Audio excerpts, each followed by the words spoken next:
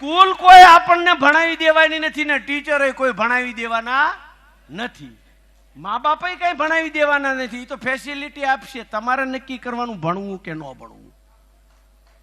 તમારે નક્કી કરવાનું છે કે મારે આજે મારો સમય ક્યાં વેસ્ટ કરવો. ભગવાને તમને જેટલી મિનિટ આપી છે, તમને જેટલા દિવસો આપ્યા છે, એટલા જ એક ગરીબ માણસને એક સક્સેસફુલને બધી જ મિનિટો હરખી આપી છે. એ એટલી મિનિટોનો મલ્ટીપલ કરે છે અને આપણે એટલી મિનિટને વેસ્ટ કરીએ છીએ. વાત રહી આપણે શું કરવું છે. મારી પાસે તમને જેટલા સવાલ હશે ને, જો પહેલી વાત તો એ છે કે સંજયભાઈ બધા આયોજકોએ ચિઠ્ઠીઓ લઈ આવ્યા કે લોકોના સવાલ આ છે.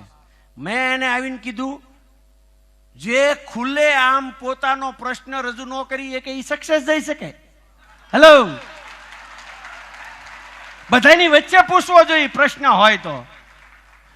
મારી પાસે એવું કોઈ સિક્રેટ નથી કે હું 100 જણા વચ્ચે ન કહી શકું.